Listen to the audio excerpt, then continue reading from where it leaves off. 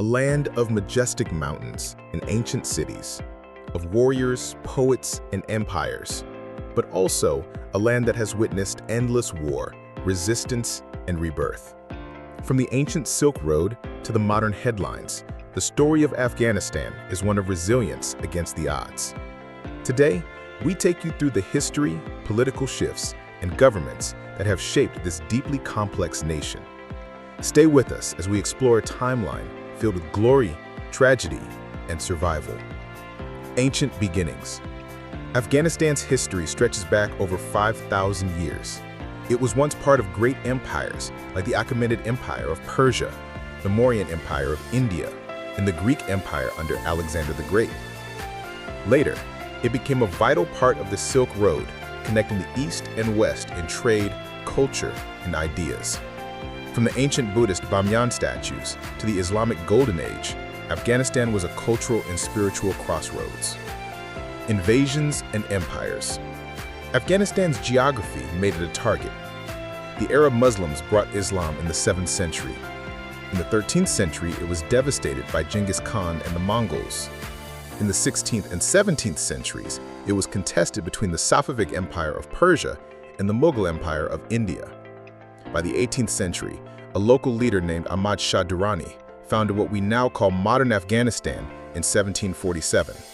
He is considered the father of the nation. The Great Game. In the 19th century, Afghanistan became a pawn in the global struggle between two superpowers, Britain and Russia.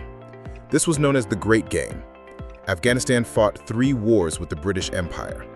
First Anglo-Afghan War, 1839 to 1842. Second Anglo-Afghan War, 1878 to 1880.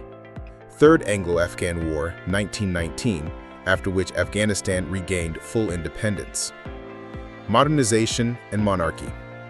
In 1919, King Amanullah Khan began modernizing Afghanistan, granting women rights, building schools, and forming a constitution.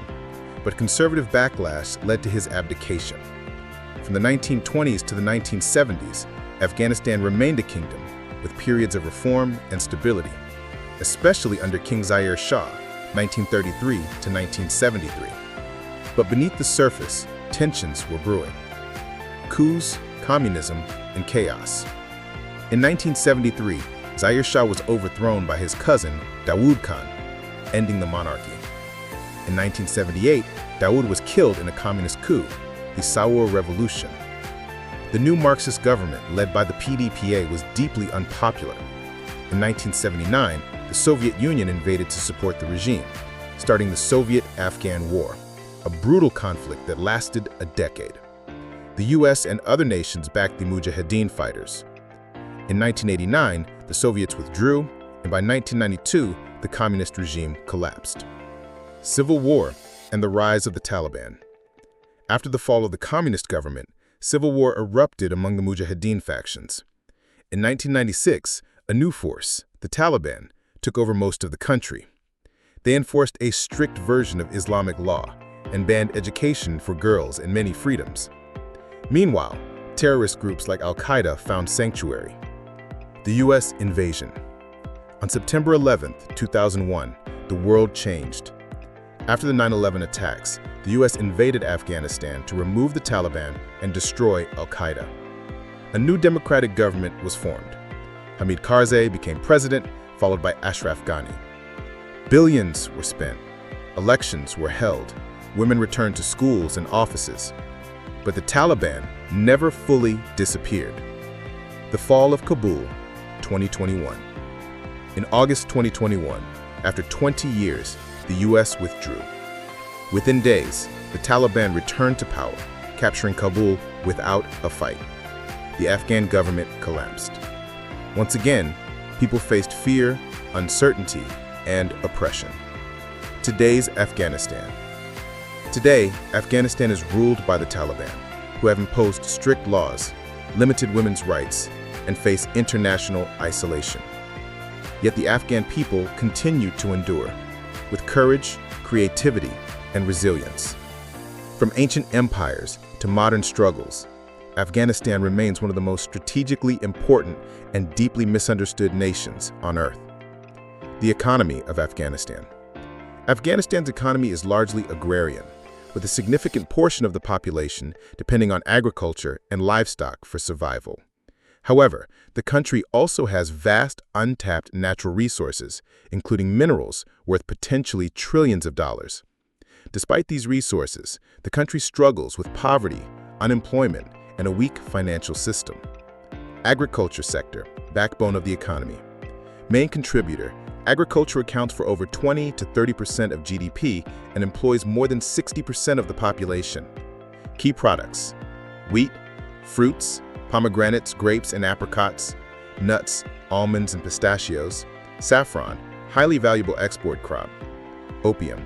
Afghanistan is the world's largest producer, though illegal. Challenges: lack of irrigation systems, droughts and climate change, poor infrastructure and market access. Industry and mining. Underdeveloped but with huge potential. Afghanistan is rich in lithium, copper, iron, gold, rare earths, and precious stones like lapis lazuli.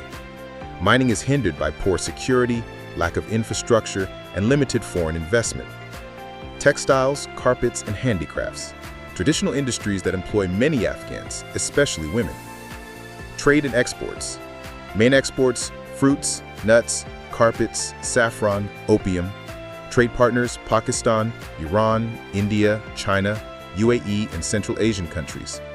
Challenges: landlocked geography, reliance on neighboring countries for trade routes, border disputes, and tariffs.